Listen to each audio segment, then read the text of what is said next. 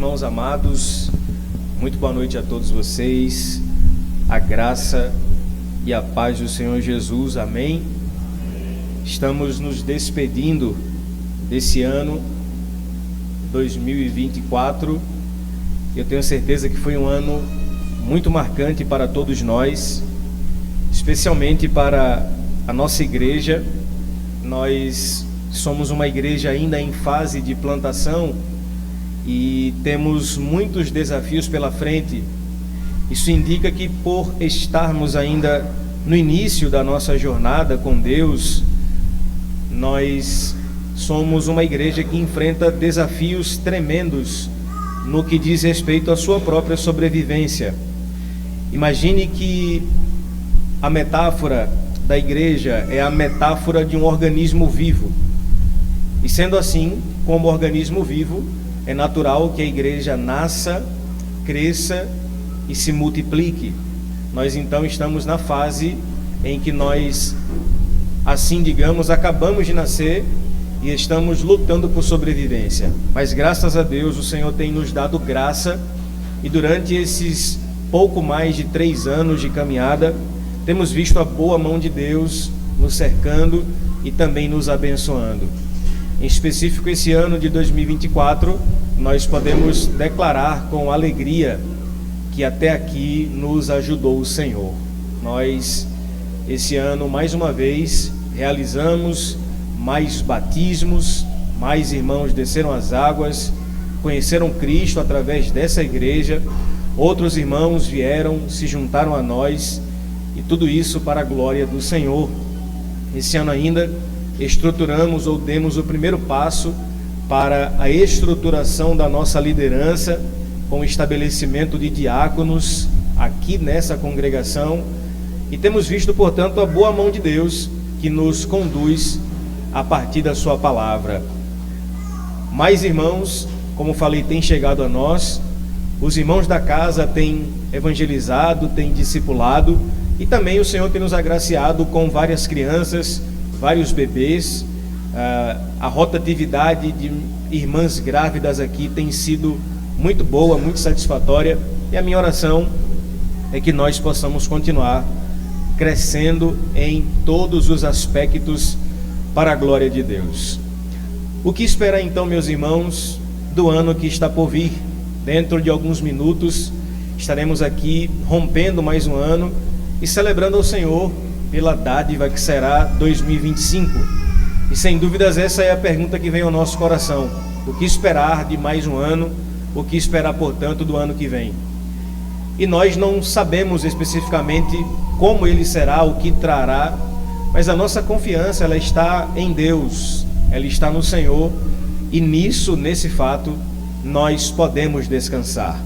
Eu queria, para a noite de hoje, no culto de Ano Novo, trazer, portanto, uma palavra que vai nos dar um norte a respeito dos próximos passos disso que nós podemos chamar de caminhada cristã. É interessante que o Novo Testamento, ele apresenta essa imagem, a imagem da jornada cristã a partir de uma caminhada ou a partir de uma corrida, uma maratona da fé, que nos indica que nós estamos nessa jornada. E eu quero convidar você, portanto, a abrir a sua Bíblia no livro de Hebreus, carta aos Hebreus, capítulo de número 12.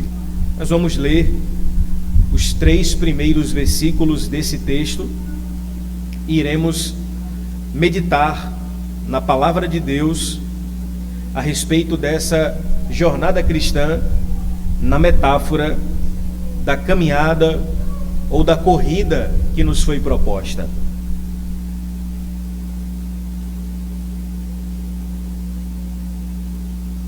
Hebreus 12, versículo 1 a 3.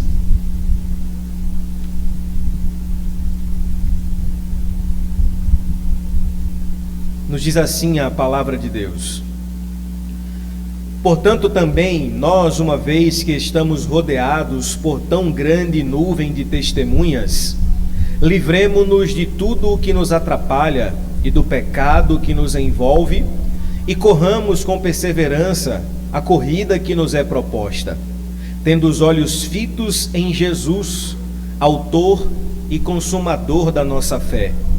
Ele, pela alegria que lhe foi proposta, suportou a cruz, desprezando a vergonha, e assentou-se à direita do trono de Deus. Pensem bem naquele que suportou tal oposição dos pecadores contra si mesmo, para que vocês não cansem e nem desanimem. No domingo passado, no último domingo do ano, eu chamei a atenção da igreja no que diz respeito ao cansaço sob a análise de Jesus. E esse texto ele conclui-se com a informação de que nós devemos correr a corrida que nos foi proposta por Deus de modo correto, para que não cansemos e nem desanimemos. Vamos orar, meus irmãos, por isso? Nosso Deus e Pai, a nossa oração ela é sincera mais uma vez. Estamos diante da Tua Palavra e nós somos movidos pela consciência de que precisamos correr a corrida que nos foi proposta. E isso indica para nós que existe uma forma correta de caminhar a jornada cristã. Existe um modo bíblico de caminharmos nessa jornada. E a nossa oração, nos despedindo desse ano vigente, é de gratidão por tudo aquilo que o Senhor nos permitiu viver até aqui.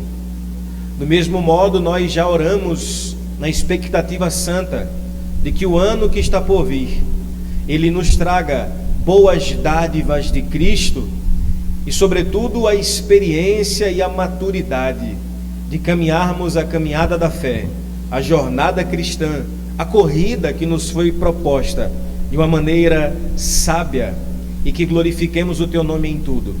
A nossa oração, portanto, a Deus, é que nós possamos correr de modo adequado, de tal modo que, conforme diz a Tua Palavra, não nos cansemos, não desanimemos. É verdade que muitos de nós, se não todos, estamos chegando ao último dia do ano cansados e sobrecarregados, como falamos aqui na semana passada, ou no domingo passado. Mas sem dúvidas, ó Pai, há uma palavra de esperança, de renovação de forças para aqueles que esperam no Senhor. Portanto, ó Deus, colocamos em Ti o nosso coração e já descansamos na certeza de que o amanhã virá e nós certamente estaremos em Ti para a glória do Senhor. Te louvamos assim, em nome de Jesus. Amém. Meus irmãos, a vida cristã é uma corrida.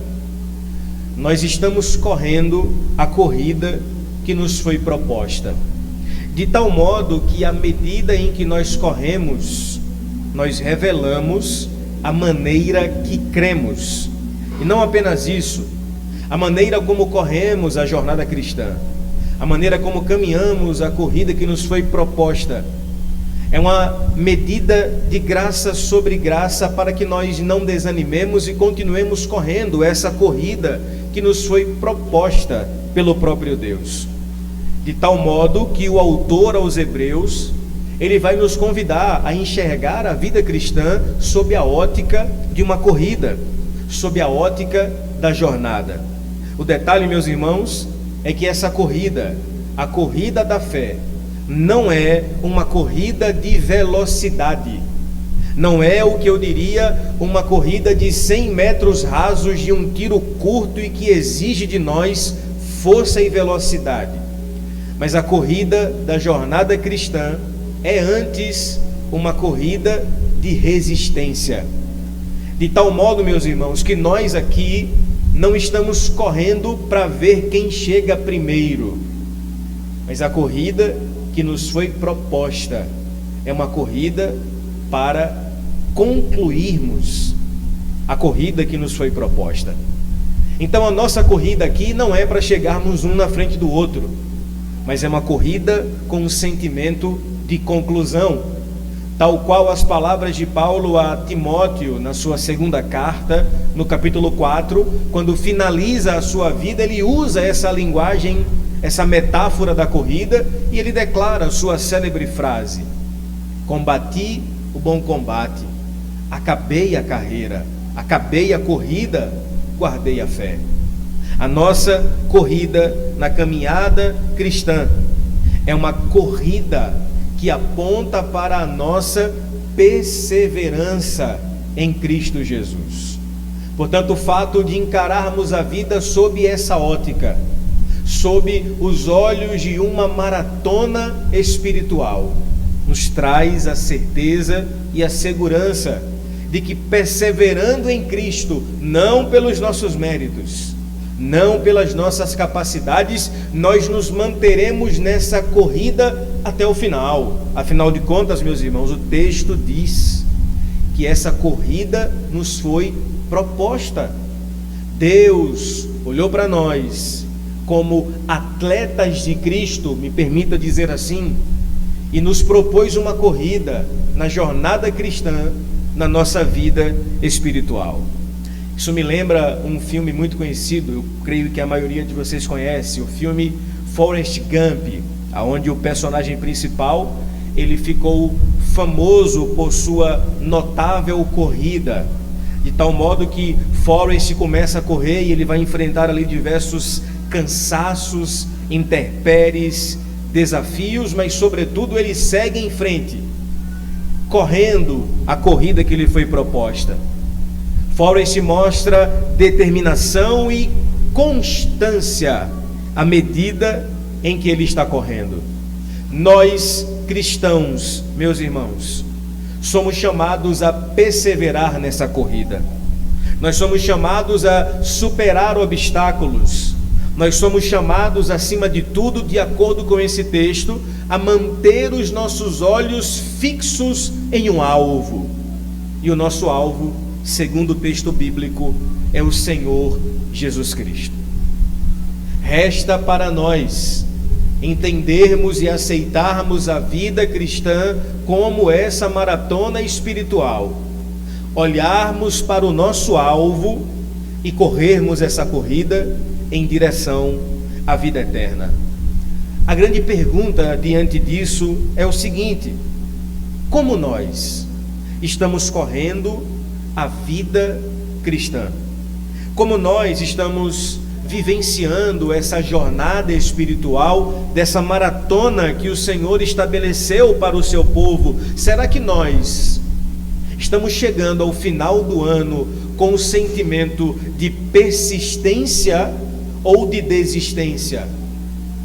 Será que nós, diante das intempéries, das dificuldades, de tantas adversidades e circunstâncias que a vida nos ofereceu esse ano, chegamos agora aos últimos momentos de 2024, com qual sentimento com relação à corrida que o Senhor nos propôs?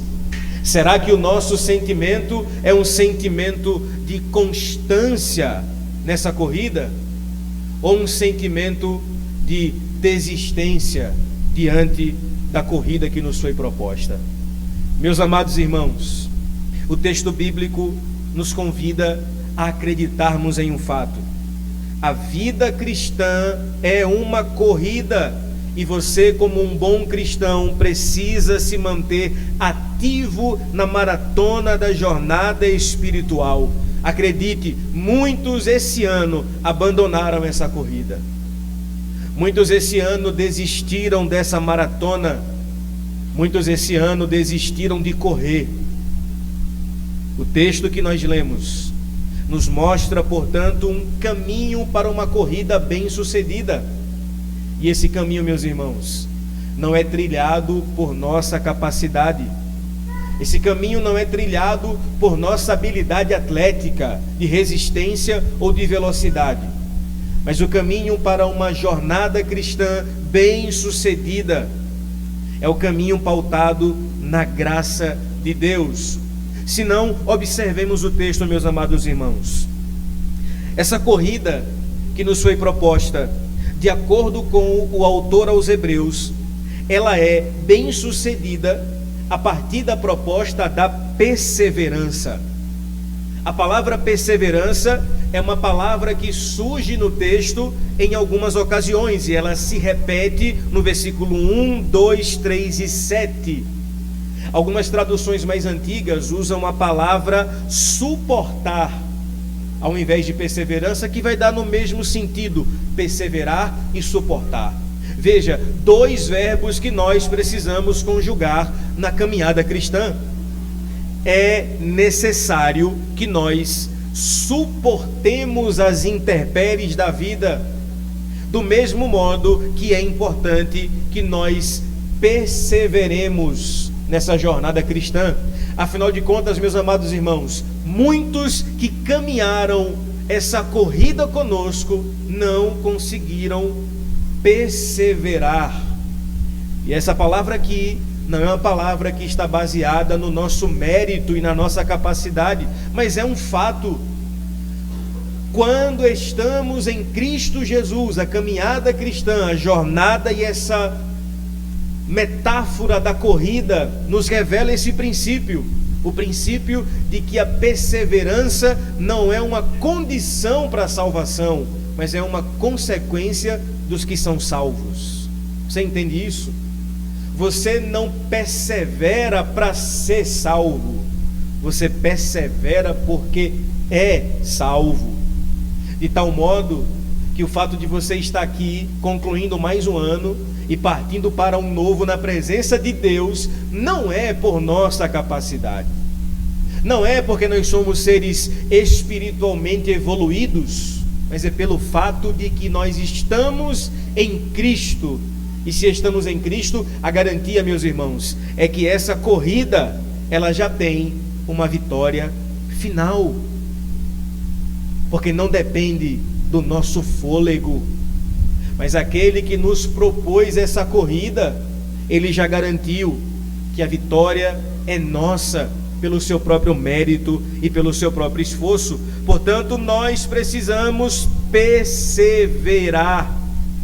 E é interessante que há aqui uma ligação entre os verbos do capítulo 12 e do capítulo 11, porque o capítulo 11 de Hebreus é o capítulo mais conhecido dessa carta, a galeria dos heróis da fé, onde o autor aos Hebreus vai mostrar desde o Antigo Testamento os santos, os heróis que marcaram a sua época, a qual a Bíblia vai chamar de heróis da fé.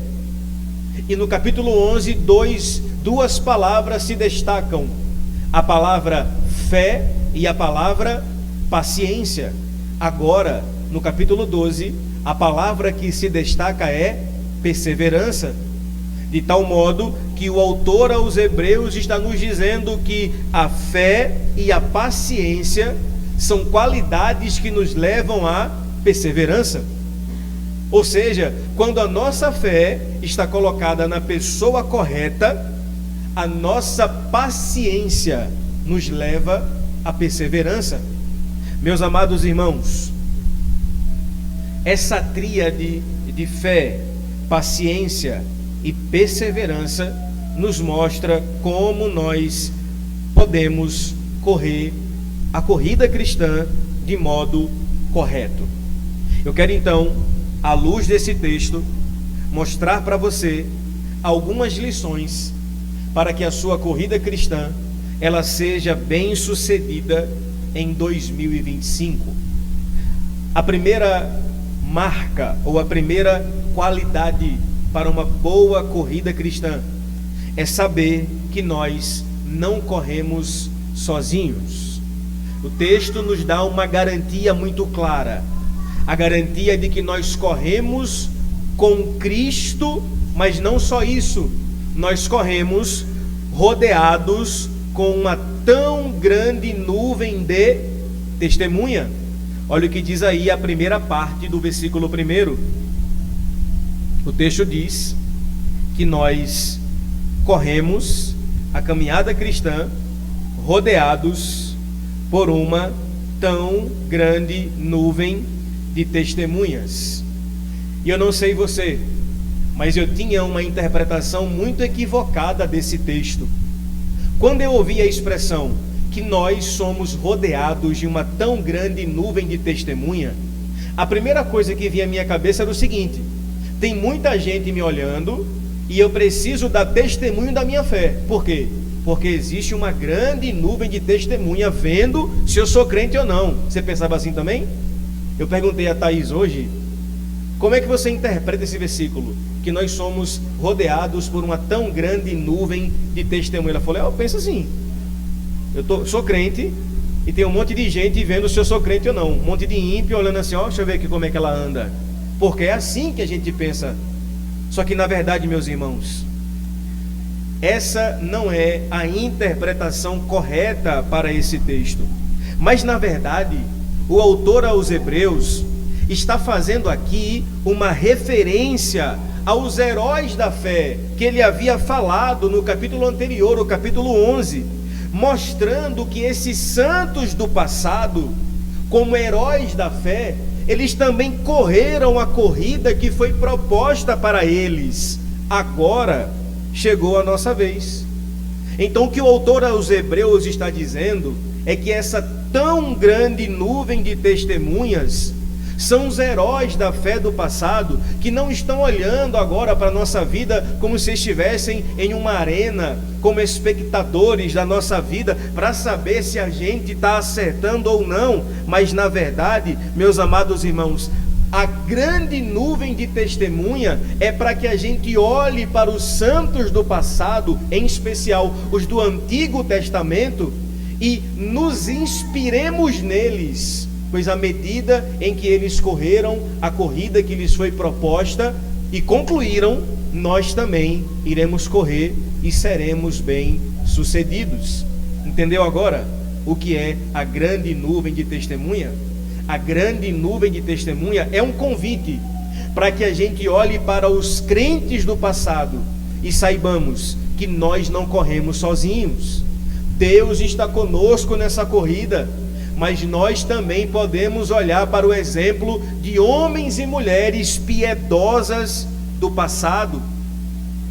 Essa tão grande nuvem de testemunhas, meus amados irmãos, nos indica que assim como Deus sustentou os heróis da fé no passado, Abraão, Moisés, Davi, Raabe, Sara e tantos outros, assim como Deus o sustentou na sua corrida espiritual, Ele também nos sustentará e a nossa corrida será bem sucedida nele, porque não estamos sozinhos. Vá para 2025 nessa certeza, você não corre essa corrida só. Cristo Jesus está com você, e não apenas isso, você pode olhar para os santos do passado e ver neles a graça de Deus que os permitiu chegar até o final. Portanto, meus amados irmãos, se lembre disso, ou se lembre disso: ao olhar para a nuvem de testemunhas, nós somos lembrados de que nós não somos os primeiros a enfrentar desafios. Se você olhar para aquela galeria dos heróis da fé, você vai encontrar homens e mulheres que passaram por grandes provações. Moisés foi afligido pela angústia de ter a responsabilidade de libertar o povo do Egito. Abraão foi afligido pela angústia de sair da sua casa e da sua parentela e ir para uma terra distante. Raabe foi afligida pela angústia de um passado terrível. Olhar para a nuvem de testemunha é sermos lembrados, meus irmãos, de que nós passamos lutas, mas não somos os primeiros a passar. Porque na verdade, às vezes nós temos a tendência pecaminosa de achar que só nós sofremos, e de que mais que isso, só nós sofremos, e de que ninguém sofre como nós. É ou não é? Aí quando a gente olha para os crentes do passado, para a vida dos heróis da fé, somos lembrados de que nós não somos os primeiros a sofrer. No assunto sofrimento, teve gente que sofreu muito mais que nós. Lembra de Jó?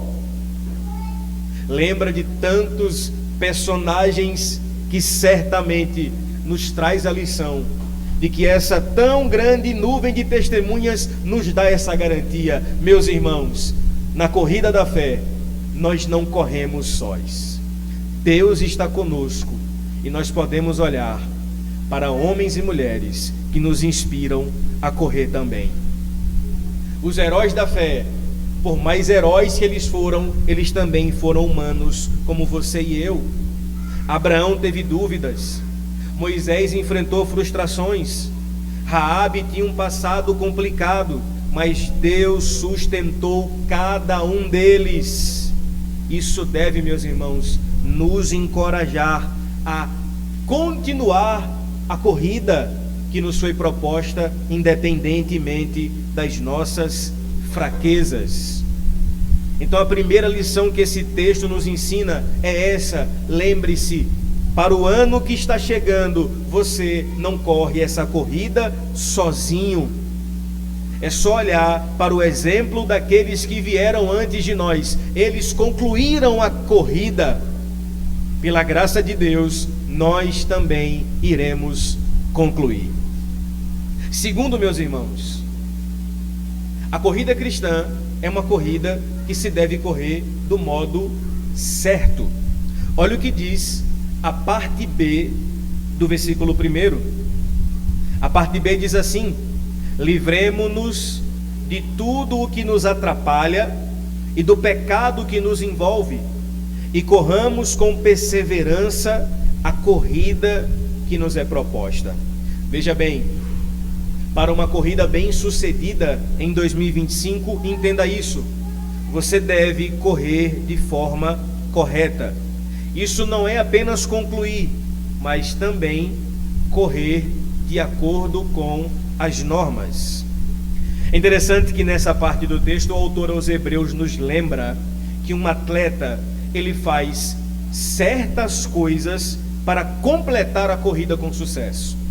A vida de um atleta, meus irmãos, é uma vida de abnegação e disciplina. Antes de vir para casa, eu estava assistindo alguns vídeos no YouTube e, por coincidência, caiu num vídeo falando sobre os bodybuilders, esses homens que são muito fortes e que têm toda uma preparação corporal, assim como algumas mulheres, e eles fazem competições. E eu fiquei impressionado, não que eu não soubesse, porque eu estou bem ligado nesse mundo, mas fiquei impressionado com algumas informações de alguns bodybuilders que estavam dando algumas entrevistas, e eles falando o nível de abstinência de coisas que para nós são essenciais. Tipo, muitos deles em uma festa como a nossa de daqui a pouco, uma ceia de Natal, de Ano Novo, se abstêm das comidas porque estão em competição. Alguns simplesmente passam 21 dias em dietas extremamente pesadas, disciplina ao máximo, e quando estão em off, ou seja, quando não estão competindo, eles têm alguns momentos de prazer, mas que são bem limitados. Por quê?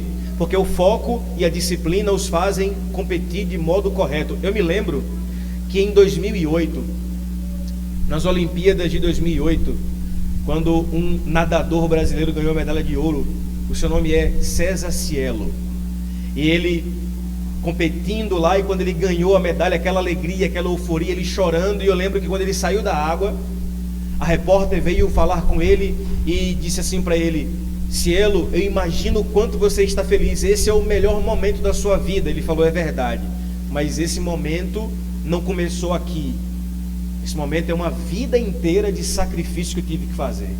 Aí ele começou a contar das festas que ele não foi enquanto os outros amigos iam, das viagens que ele deixou de fazer enquanto a família fazia, das ceias de Natal que ele teve que abrir mão para treinar no outro dia. Ele chegou até a declarar, irmãos, que ele teve que conviver com as unhas da mão, ele teve que deixar crescer para na hora da batida chegar mais rápido. E eu fiquei pensando quanto sacrifício, e o resultado foi a medalha de ouro. O autor aos Hebreus, meus irmãos, ele está dizendo para nós que na jornada cristã nós devemos correr de forma correta. Isso é, nós devemos nos livrar, de acordo com o que ele fala, de tudo aquilo que nos atrapalha, e ele diz no texto o que é que nos atrapalha de correr a jornada cristã. Ele vai chamar isso de embaraço e pecado. Embaraço e pecado. Veja, meus amados irmãos, nenhum corredor, ele vai pegar uma mochila, um bornal, vai colocar nas costas e vai correr a São Silvestre, como hoje teve a corrida.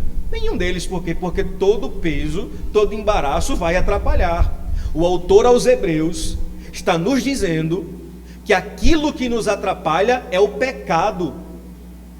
Aquilo que nos impede de correr uma vida, ou a corrida espiritual que nos foi proposta de modo correto, são os embaraços pecaminosos. Meus amados irmãos, na linguagem do autor aos Hebreus, na corrida cristã, nós devemos nos livrar do embaraço e do pecado. Veja, embaraço e pecado são coisas das quais precisamos nos livrar, senão iremos atrasar o nosso passo nessa corrida que nos foi proposta. Para 2025, coloque na sua lista de prioridades pecar menos e fugir dos embaraços. Eu sei que você já colocou na lista de prioridades uma dieta para o dia 2, eu sei. Ou quem sabe, começar uma carreira profissional bem-sucedida. Ou quem sabe a viagem dos sonhos, que maravilha. Adicione a essa lista, evitar o pecado, fugir do pecado. E também de todo embaraço que atrapalha a nossa corrida. Agora, veja, meus irmãos, o autor aos Hebreus usa duas expressões, o embaraço e o pecado, para mostrar que essas duas coisas nos impedem de concluir, de caminhar ou de chegar ao nosso destino final nessa corrida cristã.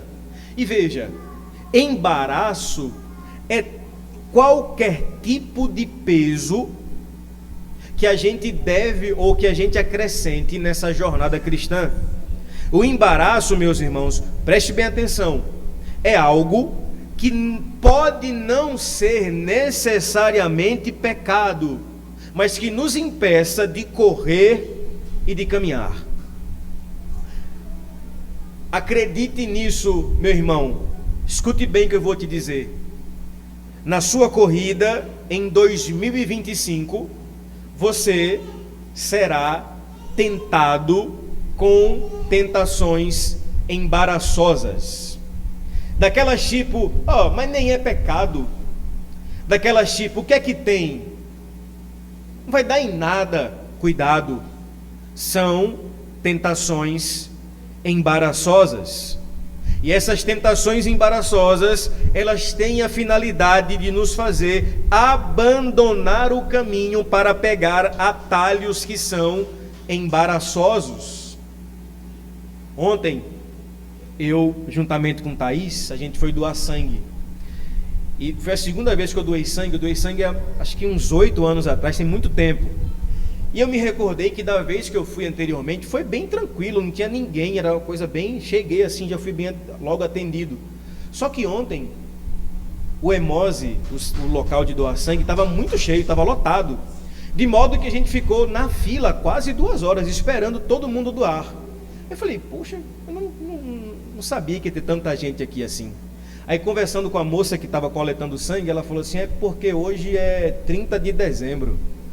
Aí as pessoas já querem emendar o feriadão e vem doar sangue para pegar atestado. Falei, é mesmo? Ela falou, é. Embaraço. Porque qual é a motivação que nos leva a tais decisões? As pessoas enxergam trabalho como maldição e por isso criam atalhos embaraçosos para faltar trabalho, para pecar. Quando não, o embaraço vem disfarçado de coisas que está todo mundo fazendo. Acredite, meu irmão, em 2025, você será tentado a assinar GatoNet. Você será tentado a fazer aquela fezinha de fim de ano ou da aposta esportiva que é ilegal. Aliás, hoje eu fui fazer como é que fala? Na lotérica? Um depósito na lotérica. E eu me surpreendi, estava lotada, a fila estava quilométrica. Falei, o que é que tem mega da virada, né? Tá todo mundo aqui querendo fazer uma fezinha. Acredite, meu irmão, em 2025 você será tentado a situações embaraçosas, a desonrar o nome de cristão que você carrega. Mas a jornada cristã é uma jornada que nos lembra que nós somos livres desses embaraços pela graça de Cristo Jesus. O autor aos Hebreus diz que o embaraço e o pecado são duas armadilhas que podem nos afastar ou que podem atrasar o nosso passo nessa corrida. O embaraço aqui, meus irmãos, é esse peso que pode não ser pecado, mas que pode nos embaraçar, que pode atrapalhar a nossa caminhada cristã. O pecado, por sua vez, é de fato a incredulidade, que é o contrário da fé do capítulo 11. E é interessante que essa palavra aqui, ela pode ser traduzida por algumas ênfases como afastar-se da fé, frouxidão, falta de exercício espiritual e imaturidade. Olha que interessante. A linguagem aqui, eu ia falar de Paulo, porque eu particularmente creio que foi Paulo que escreveu a carta aos Hebreus. Eu não posso falar que foi Paulo. O autor aos Hebreus aqui possui uma linguagem muito parecida com a de Paulo, porque aqui ele está fazendo uma espécie de jogo de palavras. Como quem diz assim, se a vida cristã é uma vida atlética, uma corrida, você precisa de exercícios espirituais para se manter correndo. Meu irmão, faça isso. Em 2025, invista nas disciplinas espirituais. Invista no seu devocional quando acordar. Invista em uma vida de santidade com jejum e oração. Invista em disciplinas e exercícios espirituais, para que você não seja levado a uma vida de atraso na corrida espiritual. Para esse ano novo, meu irmão, identifique onde você pode eliminar esses embaraços pecaminosos. Então veja, nós vemos aqui que para uma corrida cristã bem-sucedida, primeiro, nós não corremos sozinhos, corremos com uma tão grande nuvem de testemunha. Segundo, devemos correr de forma correta. Terceiro, ainda no versículo 1, a parte C, a parte final, nos indica que nós devemos correr com perseverança. Olha o que diz a parte final: corramos com perseverança a corrida que nos é proposta. Veja, se a vida cristã é uma maratona, nenhum corredor da São Silvestre, ele usa a seguinte estratégia. Pensa assim, o cara está lá na largada e ele vai correr uma maratona de 15 quilômetros. Aí na largada ele pensa assim, vou dar o meu melhor agora, vou sair correndo em disparada e seja o que Deus quiser. Ele faz isso? Não. O que é que ele vai fazer? Ele vai poupar fôlego, ele vai se preservar para manter a sua resistência, para que a partir daí ele possa perseverar. Meus irmãos, escute bem, a perseverança é um desafio para os nossos dias atuais, porque nós vivemos tempos marcados por imediatismo, sim ou não? Os nossos dias são marcados por imediatismo. As pessoas querem as coisas rápidas, imediatas, para ontem, para agora. É uma geração McDonaldizada. Já foi no McDonald's ou em algum fast food? No drive é tudo muito rápido. Você para o carro, faz seu pedido, em questões de minutos o seu lanche está pronto e você vai embora. A nossa sociedade está acostumada com essa coisa imediata. A tecnologia é uma bênção, é verdade. As redes sociais também, mas a cultura moderna, elas nos condicionam a esperar resultados rápidos. Porém, meus irmãos, A corrida cristã, ela exige uma abordagem diferente no sentido de que nós precisamos perseverar. E perseverar indica paciência. Essa é a minha oração para você nesse ano novo. Que o Senhor te dê paciência. Amém, meus irmãos? Na linguagem do Novo Testamento, nós temos paciência quando temos tribulação. Pastor, você está orando para Deus mandar tribulação? Não necessariamente. Mas se a tribulação vier, que o Senhor te dê paciência e perseverança. Quando nós perseveramos, meus irmãos, nós entendemos que, primeiro, perseverança significa não desistir diante das dificuldades. Você pode falar melhor que eu. Quantas adversidades vividas esse ano? A vida na fé é cheia de desafios, cansaço, oposição, tentações, calúnias, difamações, mas o segredo é continuar avançando mesmo quando as condições parecem desfavoráveis. Quantas vezes, meus irmãos, eu lembro de ter vindo à igreja sem sentir absolutamente nada, e nas minhas crises de fé, eu dizer para mim mesmo, falar para minha alma, eu preciso perseverar, eu vou ao culto, porque senão, começa assim, não vou hoje não, domingo que vem eu vou, não vou ficar hoje só para assistir um pouquinho o Faustão. Tem Faustão domingo ainda? Nem sei. O Luciano Huck. E nessa falta de perseverança, a nossa fé vai sendo minada. Perseverar também significa manter o foco no objetivo final. Um corredor de uma maratona, meus irmãos, ele não corre olhando para os lados, ele corre olhando ou visualizando a linha de chegada.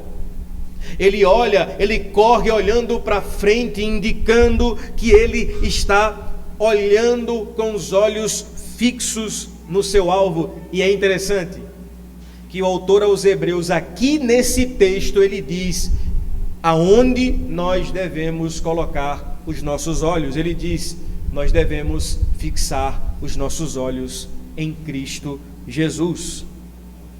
Perseverar, meus irmãos, significa ainda superar a cultura da desistência. Hoje, irmãos, muitos desistem facilmente das coisas. É ou não é? Nós vivemos o tempo dos descartáveis. O copo é descartável, a fralda é descartável e as relações também são descartáveis. Perseverar, meus amados irmãos, é um chamado para irmos contra a corrente e nos mantermos firmes em Cristo Jesus, pela sua maravilhosa graça. Portanto, meus irmãos, eu oro para que a cultura da desistência não nos alcance. E muita gente tem romantizado o desistir da vida na igreja. Não caia nas pregações românticas de que você pode viver a vida da fé de forma privada na sua casa. É mentira do diabo. A vida na fé exige ajuntamento e vida na vida uns dos outros.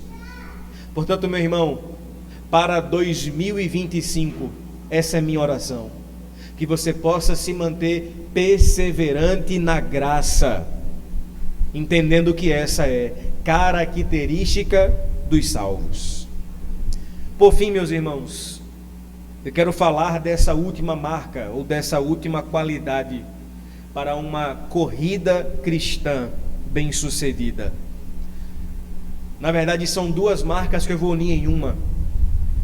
Entenda bem, devemos correr sabendo que Cristo é o nosso maior foco e exemplo. Amém, meus irmãos? Cristo é o nosso maior foco e exemplo. Olha o que diz a parte A do versículo 2.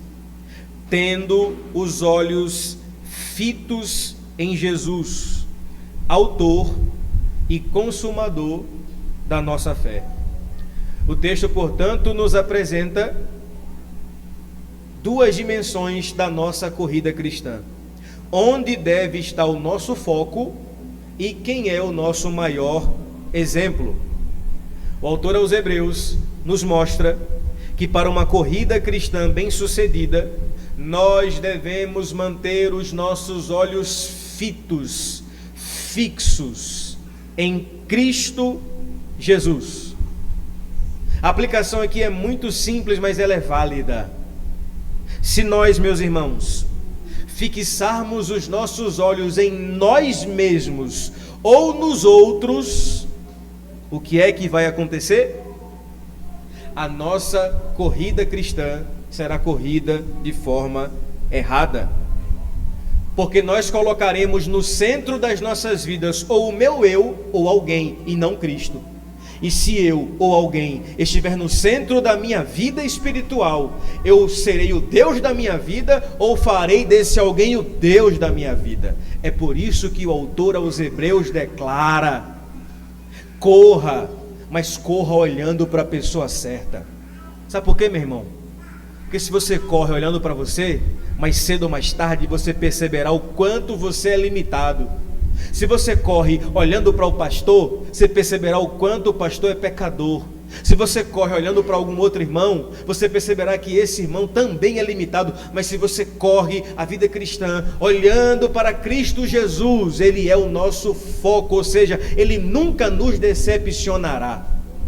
Lembro que uma vez eu assisti um vídeo de uma senhorinha bem idosa, e ela dizia que servia a Cristo há mais de 60 anos. Aí a irmã perguntou para ela assim: e o que é que você tem a dizer de Cristo, de Jesus, nesses seus 60 anos seguindo Ele? Ela falou assim: o que eu posso dizer é que Ele nunca me decepcionou. Eu já conheci muita gente que me decepcionou, me deixou triste, magoada.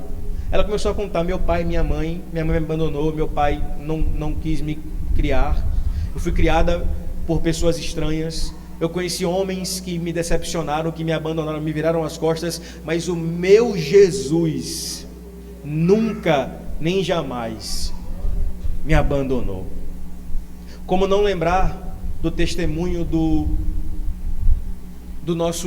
velho mártir, que no leito, aliás, prestes a ser jogado em um caldeirão de azeite quente, se negasse a Jesus, ele seria liberto, seria salvo. E alguém dizia para Policarpo: Policarpo, negue a Jesus e você voltará para a sua família. E o velho Policarpo, discípulo do apóstolo João, com mais de 80 anos, declarou: como eu negarei a Jesus, se a vida inteira eu tenho o servido e ele não me tem feito mal algum? Joguem-me logo, que eu quero me encontrar com o meu mestre. Meus irmãos, Cristo é o nosso foco. Olhemos tão somente para Jesus, que em 2025 você não se esqueça disso. Jesus é o nosso foco.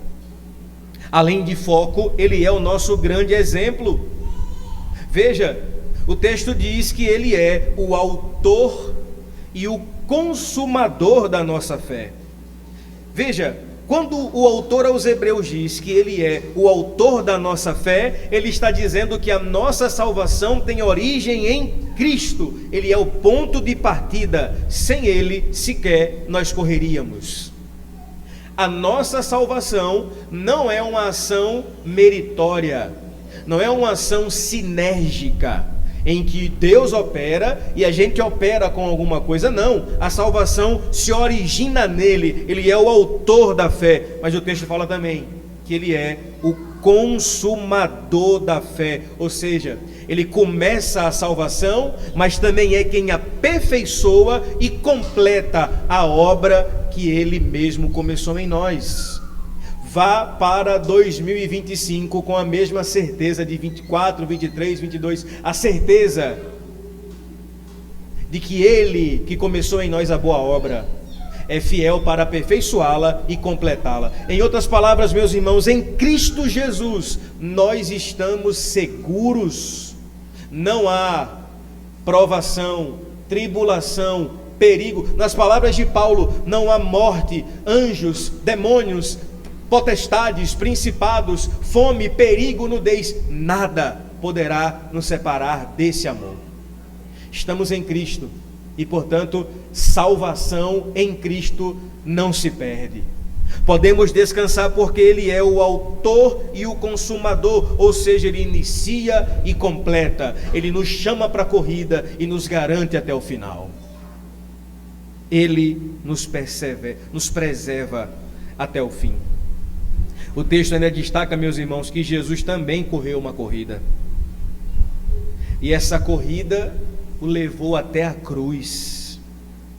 Ele suportou a vergonha e o sofrimento, porque o texto fala que ele tinha em vista a alegria que lhe estava proposta. Com a perseverança de Jesus, nós aprendemos a imitar o seu foco. Veja, ele não desviou a sua atenção do seu propósito. Mesmo em meio a tanta oposição, ele foi fiel até a morte, e morte de cruz. O foco de Jesus era um foco que ele sabia para qual ele foi chamado. Segundo, a perseverança de Jesus. Ele perseverou por nós até o fim. Jesus, meus irmãos, é o nosso grande modelo, porque ele é o nosso foco e o nosso exemplo. Leiamos então o versículo 3. Nos diz assim: pensem bem naquele que suportou tal oposição dos pecadores contra si mesmo, para que vocês não se cansem nem se desanimem. O autor aos Hebreus conclui com uma lógica interessante.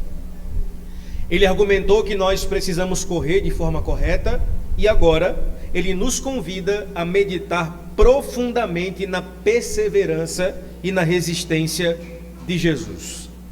Ele diz que o Senhor Jesus enfrentou oposição. E quando você lê as páginas dos evangelhos, você percebe que Cristo enfrentou perseguição, rejeição, dor, mas permaneceu fiel à sua missão.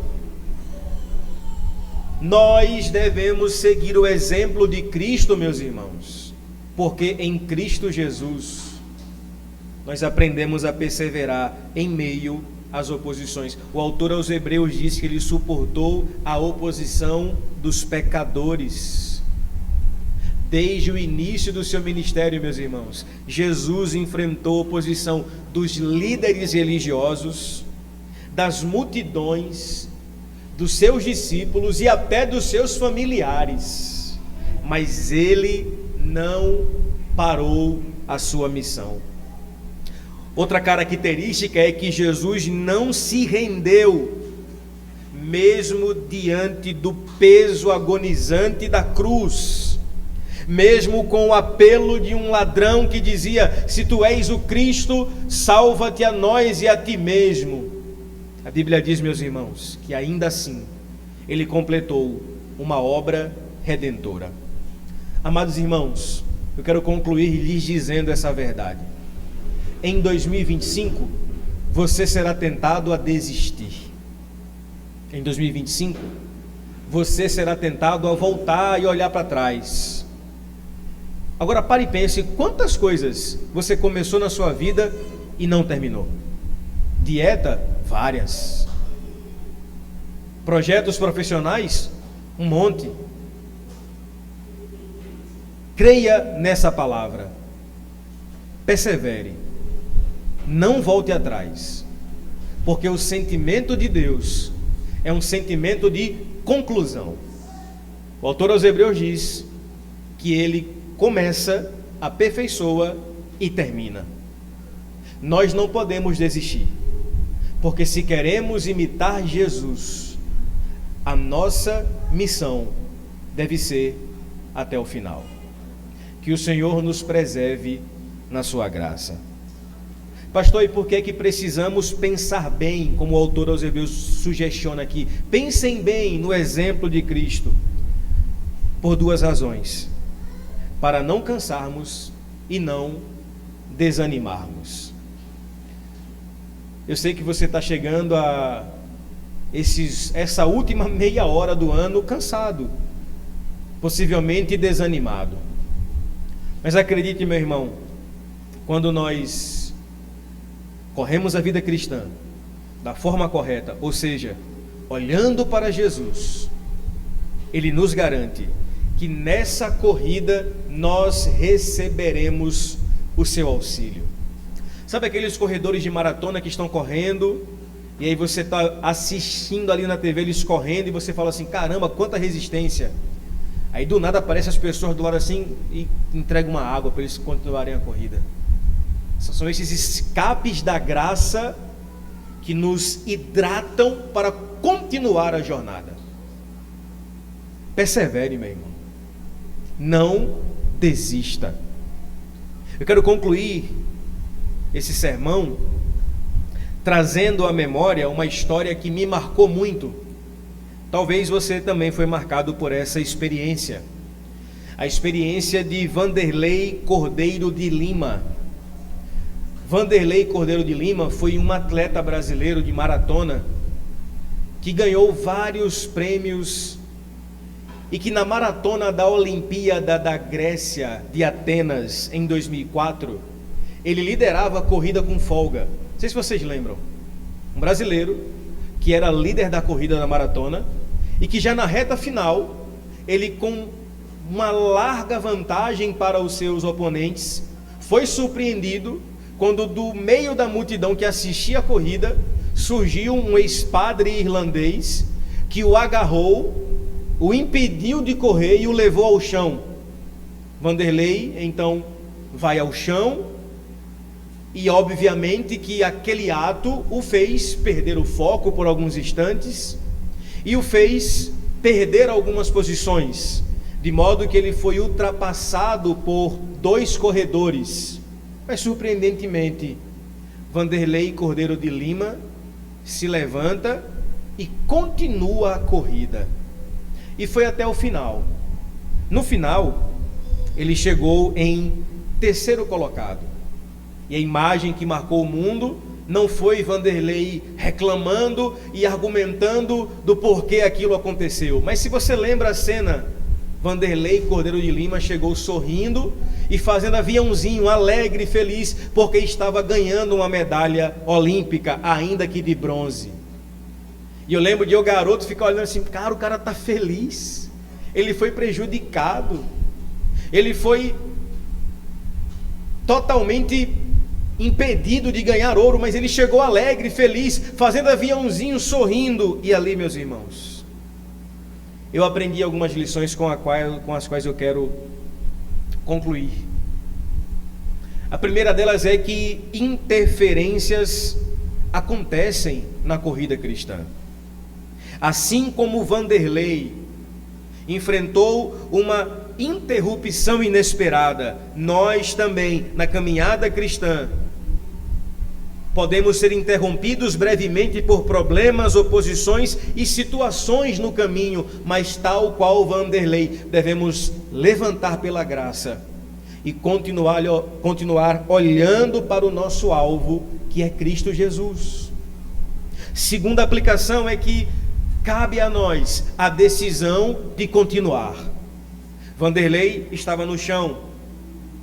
Talvez a decisão dele fosse: não tenho mais capacidade, eu fui interrompido, não tenho mais ritmo, nem cabeça para continuar. Mas ele decide continuar. Meus irmãos, na caminhada cristã, nós também enfrentaremos momentos de desânimo, que perderemos o foco, mas recobre a sua atenção e decida continuar pela graça perseverante que glorifica a Deus. Por fim, eu quero te lembrar que o valor não está apenas na vitória. Vanderlei chegou em terceiro. É verdade que depois o Comitê Olímpico deu a ele uma honraria que é uma medalha de honra ao mérito, que é concedida apenas em casos de exceção. Mas naquele dia ele chegou em terceiro. Merecia ganhar, ia ganhar. Mas Vanderlei me ensinou naquele dia, meus irmãos, que o verdadeiro valor de um atleta está em terminar a corrida, ainda que não em primeiro. Na vida cristã, meus irmãos, nós não vivemos de resultados, porque nós não somos avaliados pelos nossos resultados. Jesus nos olha com um olhar de aprovação, não pelo que fazemos, mas pelo que Ele já fez. Amém, meus irmãos? Que neste ano novo nós possamos caminhar, correr a corrida que nos foi proposta, de tal modo que possamos ser tal qual o peregrino de John Bunyan, que continuou perseverante mesmo em meio a tamanhas adversidades. Vamos orar? Por favor, feche os seus olhos.